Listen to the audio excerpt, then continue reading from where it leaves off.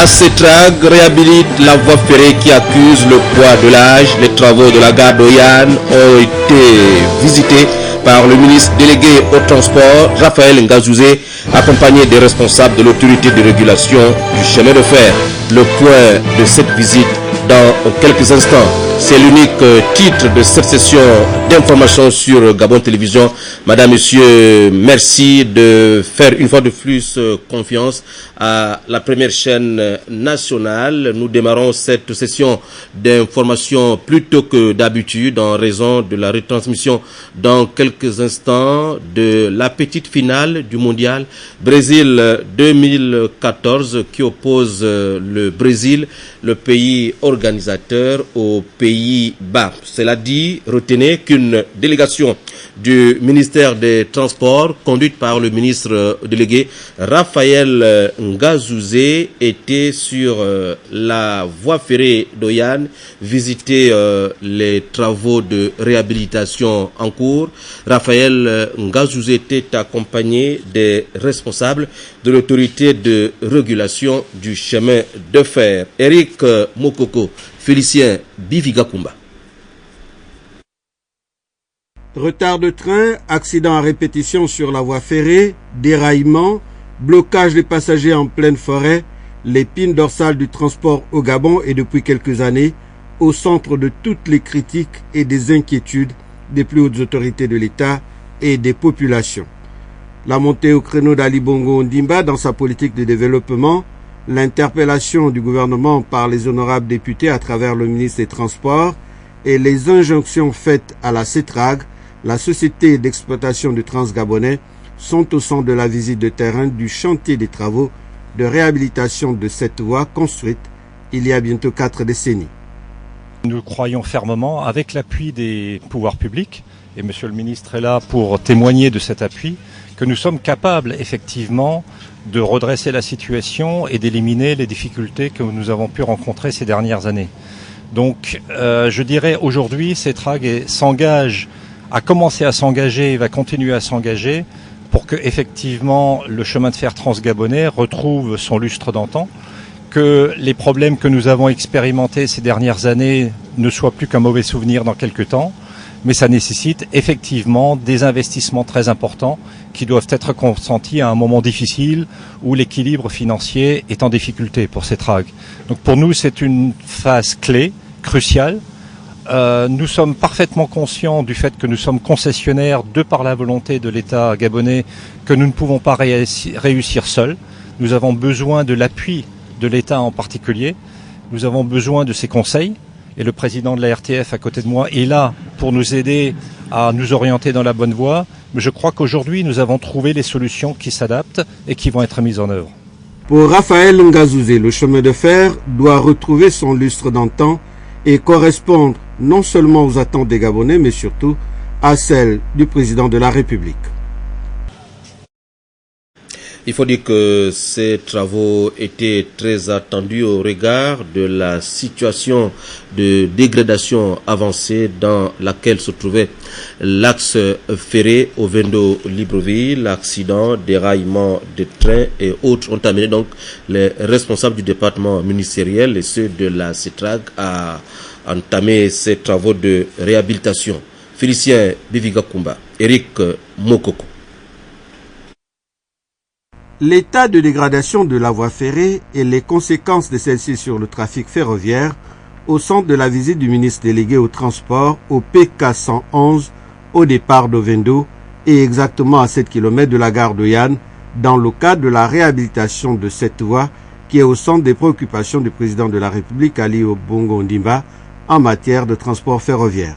Les travaux entrepris par la CETRAG sont à leur deuxième étape après la zone PK 94-95 sur l'axe Mbel-Oyan. Ces travaux que vous voyez précèdent des gros travaux qui vont commencer à partir du mois de septembre. Donc ici, on le fait pour déjà stabiliser la voie, parce que en fonction de la situation d'instabilité, la voie avait déjà une certaine hauteur qui ne permettait pas l'ancrage de cette infrastructure, donc la voie. Donc en faisant ce boulot, qui consiste à déposer des châssis de voie de 36 mètres. Et derrière, vous avez le bulle qui est dégarni pour justement abaisser la voie. Lorsque la voie elle est abaissée, on remet le châssis avec 2 pelles et on regarnit le ballast qui était en plus sur les côtés.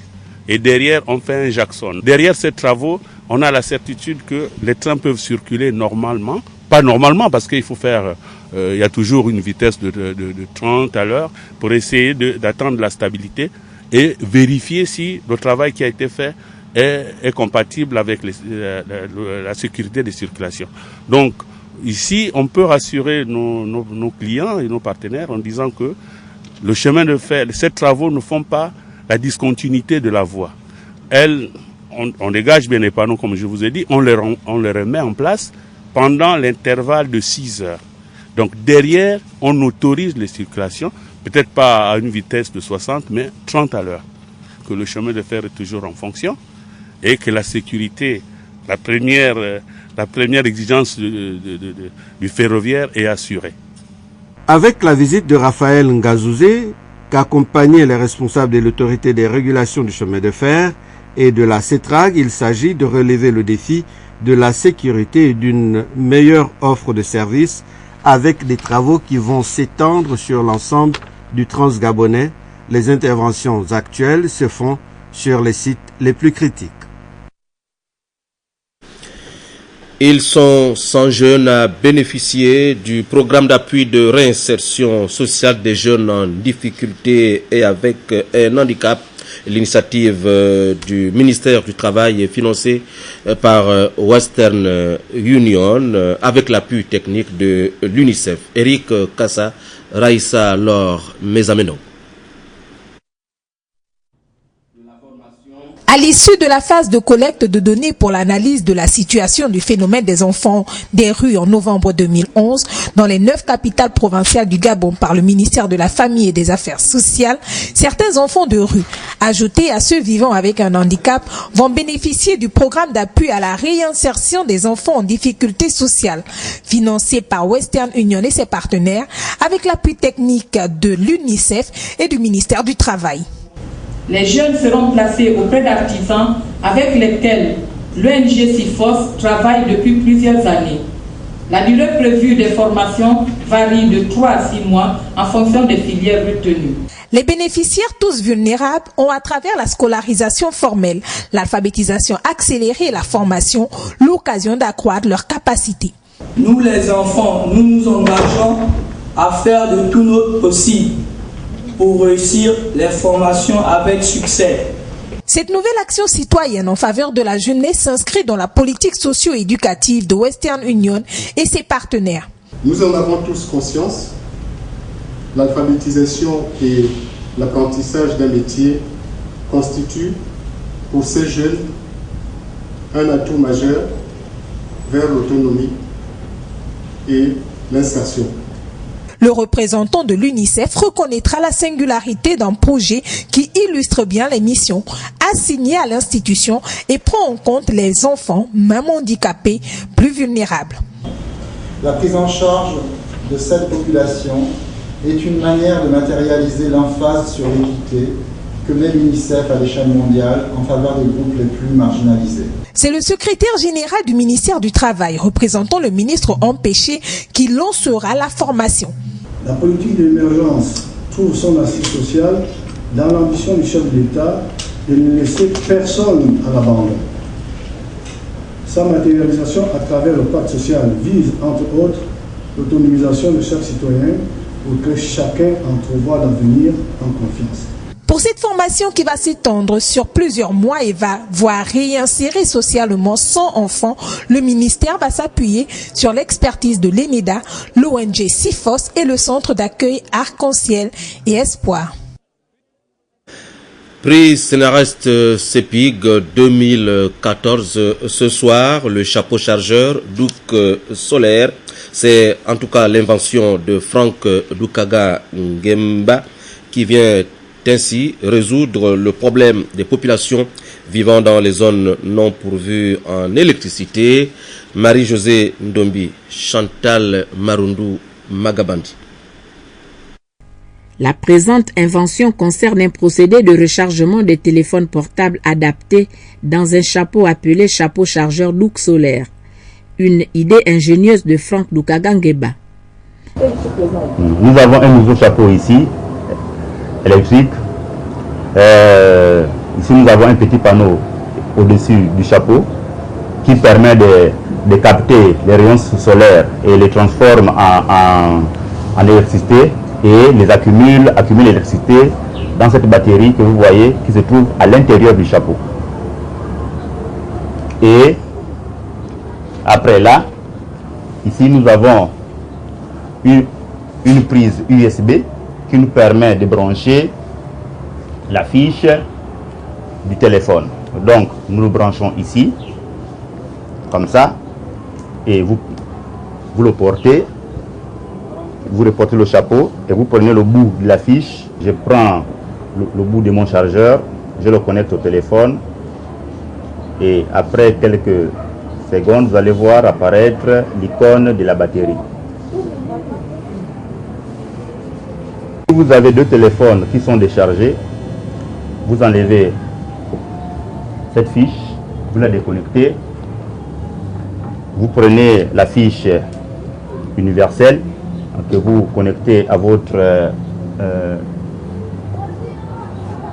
chapeau. Ici, vous le remettez sur la tête et vous reprenez le premier téléphone, vous choisissez la fiche convenable à votre téléphone, vous le branchez comme ça. Vous prenez le deuxième téléphone, vous connectez.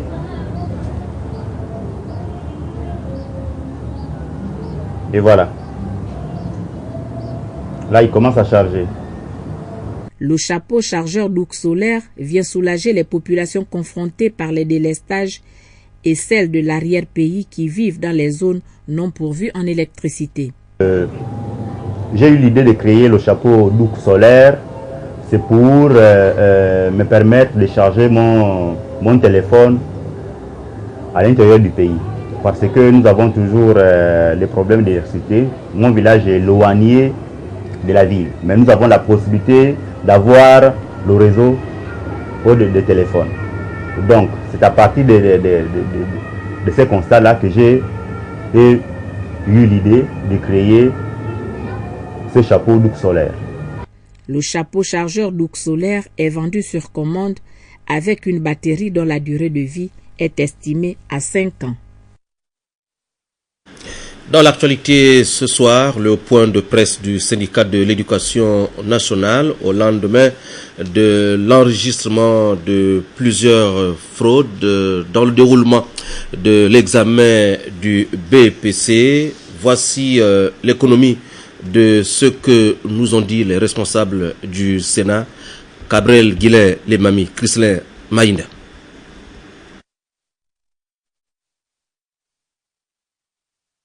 Ce point de presse fait suite à la fraude observée lors des épreuves écrites du brevet d'études du premier cycle BEPC, dont 45 élèves ont été appréhendés et privés de cet examen durant une période de 3 ans. Au BPC, par exemple, des textes étaient truffés de fautes d'orthographe et comportaient également des erreurs au niveau des consignes. Cela a été observé au niveau de la SVT et de l'épreuve d'espagnol. Aussi, le Sénat s'insurge contre la légèreté avec laquelle les épreuves ont été confectionnées. Par exemple, les épreuves proposées aux élèves de 5e année au CP étaient mal confectionnées et comportaient des erreurs graves en mathématiques et en dessin. En outre, on a relevé à Libreville principalement des fuites de grande envergure d'épreuves écrites au BPC 2014. Pourtant, le bureau du Sénat avait pris soin d'informer les autorités du ministère de l'Éducation nationale et les responsables de la DGEC la veille de la découverte des fuites et de la vente des épreuves dans les coins de rue. Mais aucune disposition n'a été prise dans ce sens. Et comme pour officialiser la fraude, les copies d'examen mises à la disposition des élèves pendant le CP et le BPC ne comportaient pas de cachet de la DGEC comme par le passé. Des faits graves dont le Sénat refute l'idée que les élèves soient pris comme seuls responsables et demande le départ immédiat des agents de la Direction générale des examens et concours. À ce sujet, le Sénat, prenant ses responsabilités, demande ici et maintenant que soient relevés de leurs fonctions tous les responsables de la DGEC et les agents des différents services. Par ailleurs, nous exigeons la restructuration de cette importante direction et de tous les services qui regroupent aujourd'hui des personnes de moralité douteuse, où l'excellence a fait place à la médiocrité, au copinage, au clientélisme et au monnayage des places dans les différents jurys d'examen. Toutes choses que le Sénat condamne et dénonce avec la dernière énergie. Aussi, les mêmes causes produisant les mêmes effets, nous interpellons d'ores et déjà le ministre de l'Éducation nationale de prendre toutes les dispositions nécessaires afin de sécuriser les épreuves de bac qui débutent le lundi 14 juillet 2014 et de faire appliquer l'arrêté 00-1004 portant harmonisation de l'épreuve écrite de langue vivante au baccalauréat général. Toute chose qui amène le Sénat à interpeller la tutelle pour que le baccalauréat se déroule dans de bonnes conditions. Et justement, les épreuves du baccalauréat 2014 se dérouleront à partir de lundi 14 juillet prochain sur l'ensemble du territoire national.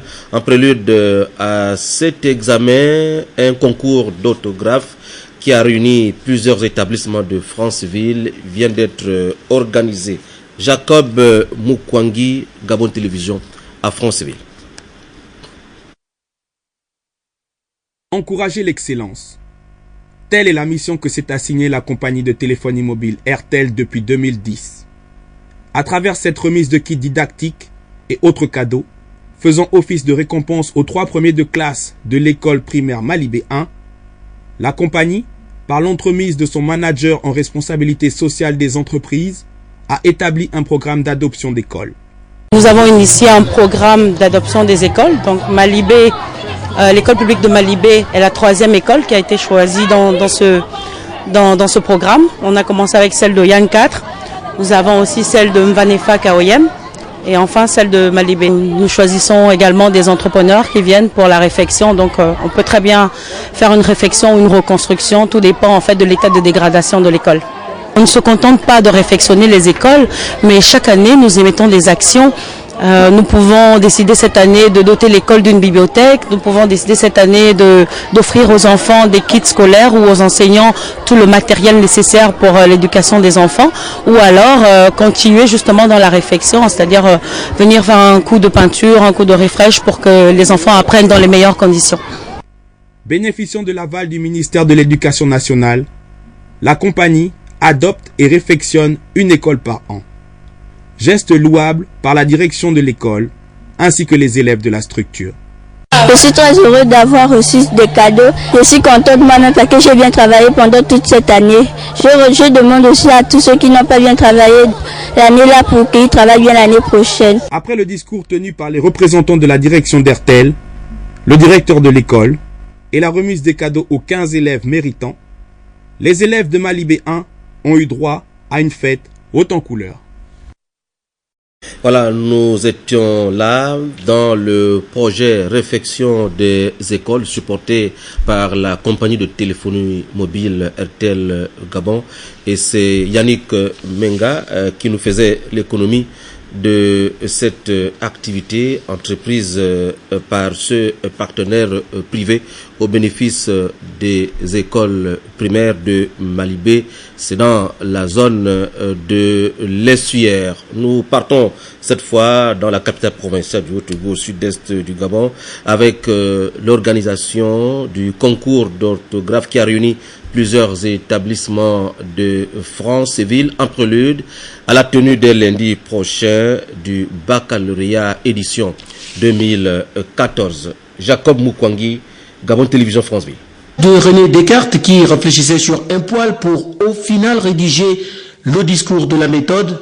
Les 35 candidats issus du lycée Eugène Marcel Amogo, CS Mamadou Lewo, lycée Agato Bendié, lycée Jean-Jérôme Adam, lycée Léouaï, lycée évangélique Saint-Thomas d'Aquin ont plutôt fait montre d'une concentration au sommet pour tenter en 20 minutes de déjouer les difficultés de l'orthographe. Cette discipline qui enseigne les règles qui permettent à tout un chacun de pouvoir bien écrire la langue française et donc rester dans la logique de Molière.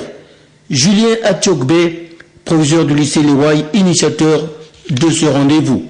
C'est pour permettre à nos apprenants de rehausser leur niveau en la matière. Bien parler français, c'est une chose, mais savoir bien écrire, c'en est une autre. Alors, nous avons pensé, à travers cet événement, donner la possibilité à nos apprenants d'accorder un peu plus d'intérêt à la matière, à la discipline qu'est l'orthographe.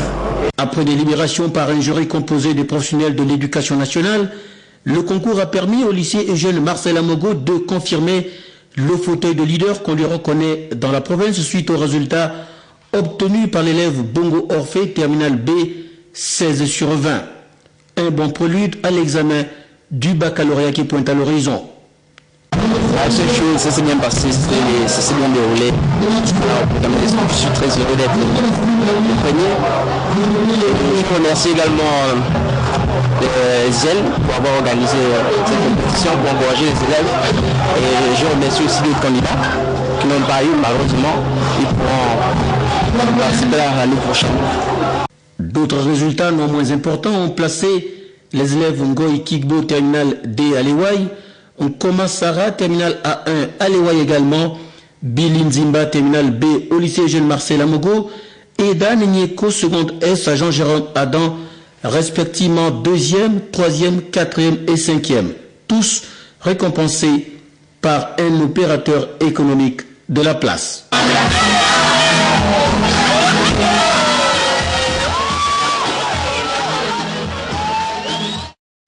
Nous restons à France-Séville où vient d'avoir lieu la célébration en différé de la journée nationale de lutte contre la drépanocytose. Sensibilisation et consultation ont marqué l'événement. Jean Garionfoy, Georges Ngoma. Célébrée en différé à Franceville, la journée de la lutte contre la drépanocytose reste pour les autorités sanitaires gabonaises un véritable cheval de bataille. L'antenne provinciale du Haut-Ogooué, à savoir l'association Unissons-nous contre la drépanocytose, ne veut pas baisser les bras. Elle accentue tous les jours ses campagnes de sensibilisation pour le dépistage et le suivi des enfants déjà atteints. Madame Mondo, la présidente, lors de cette journée.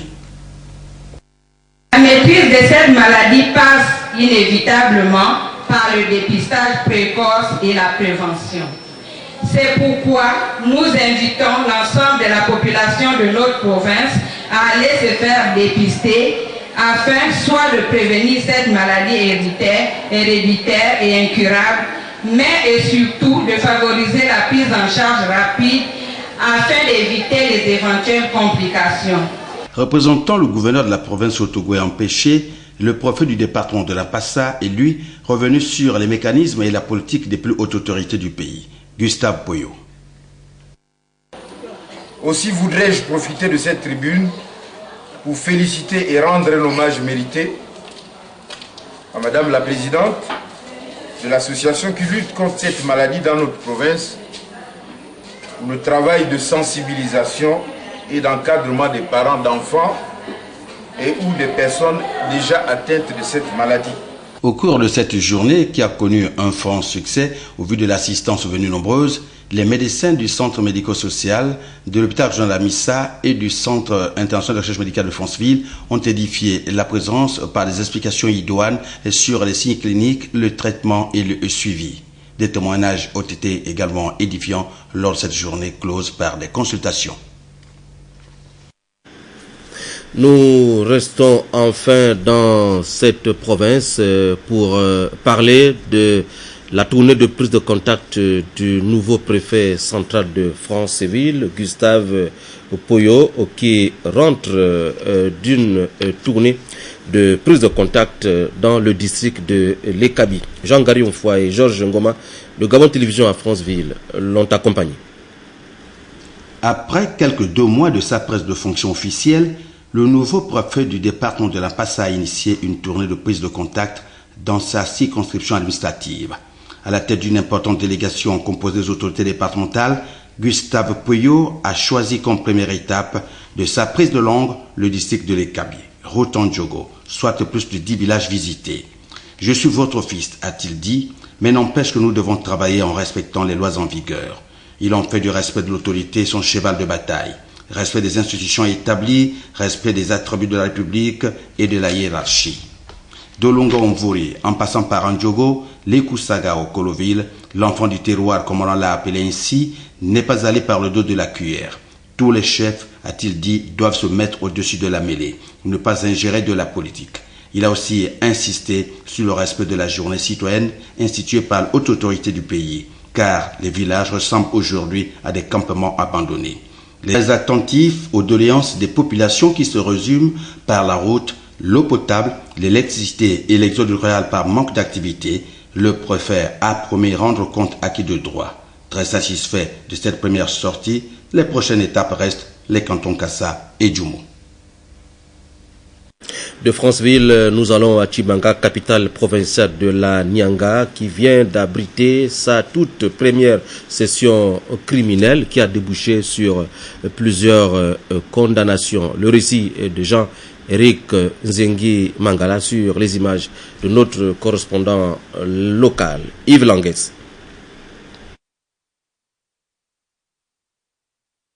Le palais de justice de Tchibanga abritait là la toute première session criminelle foraine de son histoire.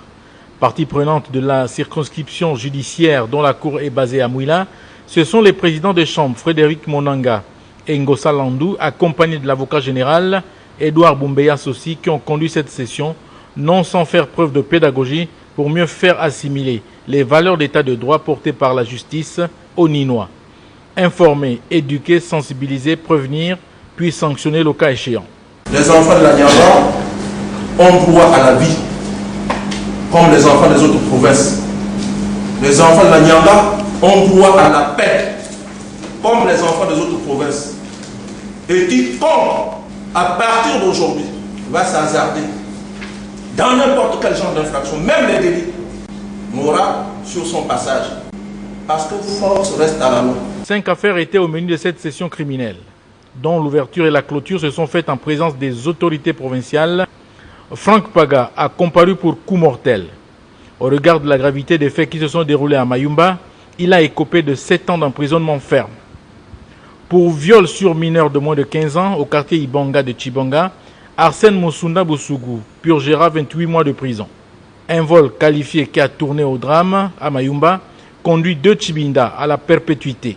Dernier ressort déclare Tchibinda, c'est-à-dire Tchibinda Arnaud Gisela et Tchibinda Gildas Aristide, coupable de vol qualifié et d'homicide involontaire.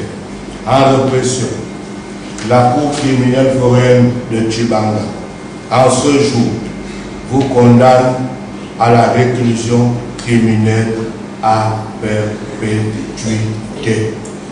La 4e affaire jugée concerne 3 citoyens gabonais, Ulrich Munombo Ndinga, Serge Solneron et Thomas Dakin Boulingi, poursuivis pour incendie volontaire, association de malfaiteurs, outrage au drapeau et dégradation volontaire de la propriété immobilière d'autrui.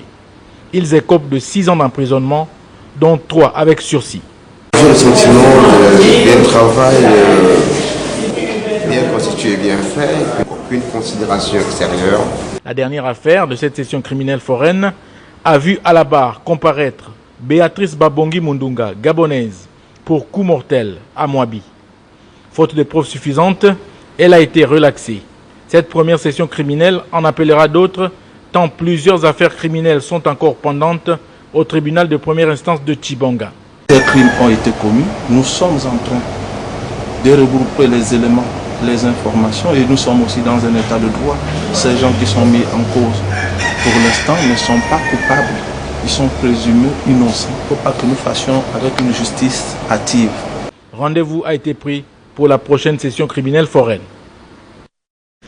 Nous reparlons ce soir de la fête des mères jumelée à la fête des pères dans le département d'Untem. L'initiative heureuse est de Madame le membre du bureau politique du 3e siège d'Untem, Madame Denise Okom Abesolo. C'était un véritable moment de partage entre le membre du bureau politique, Madame Okoma Abesolo, et ses partisans.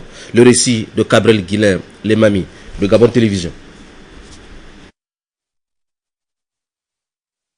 Au cours d'une tournée en 2 phases, Denise Okome Abesolo est allée célébrer en différé l'ensemble des pères et mères qui composent sa base politique, précisément à Okok et Chimazok. Dans son intervention circonstancielle, le membre du bureau politique a tout d'abord fait l'historique de la fête des mères. Elle existe depuis le jardin d'Éden et procède du constat que Dieu a fait qu'il n'est pas bon que l'homme soit seul. Ainsi, la femme fut créée. Elle devint ensuite mère en donnant naissance à Caïn et Abel. Cependant, la tradition qui consiste à honorer ces êtres chers, les remerciant de l'attention, de la protection et de l'amour que les mamans nous donnent. À l'endroit des pères, le membre du bureau politique leur a rendu un hommage particulier au regard du rôle majeur qu'ils jouent dans l'épanouissement des enfants. Donner la vie et avoir des enfants, ce n'est jamais l'œuvre d'une seule personne. D'ailleurs, si la Bible dit qu'il n'est pas bon que l'homme soit seul, Genèse chapitre 2 verset 18, c'est parce que le plan de Dieu est pour la famille et non isolément pour l'homme ou la femme. Puisqu'on a fini par fêter aussi les papas, à cause aussi de leur rôle majeur dans la vie et le développement des enfants, ils protègent des dangers multiformes qui menacent leur famille et représentent l'autorité indispensable au maintien de tout groupement humain. Le membre du bureau politique a tour à tour remis des nombreux présents aux mères et pères du 3e siècle d'une thème. J'éprouve un sentiment de satisfaction au regard du geste très significatif que vient de poser Madame Okoma Abesolo. Madame Okoma Abesolo Denise est une fille digne de notre province. Je ne dirais même pas du canton. Elle est digne de notre province. Ce n'est pas la première fois qu'elle pose un tel acte. Elle a par la suite rappelé les uns et les autres que le fait de célébrer les pères et les mères, c'est célébrer l'unité de la famille, gage de la prospérité des enfants. La 5e édition du camp de basketball Géraldine Robert. Cette année, les organisateurs attendent 200 jeunes à Port-Gentil et Libreville. L'internationale franco-gabonaise présente dans notre capitale a tenu une conférence de presse pour mieux passer l'initiative, porter cette initiative portée par son association Yemali et ses partenaires. Francis Ifunda Samabi Modibo, Raïssa Lor Mezamendo. Auréolé de son titre de championne de France de Ligue féminine de basketball professionnelle saison 2013-2014 avec le club Latte Montpellier, la basketteuse gabonaise MVP 2012-2013 du championnat de France est de nouveau présente à Libreville, toujours pour la promotion de la balle orange à travers le camp de vacances porté par son association Yemali. Le concept devient national. On ouvre cette année sur Libreville, on veut donner une dimension nationale à l'événement. On a commencé sur Port-Gentil, on a pris nos marques, on se dit aujourd'hui Géraldine appartient à tout le Gabon.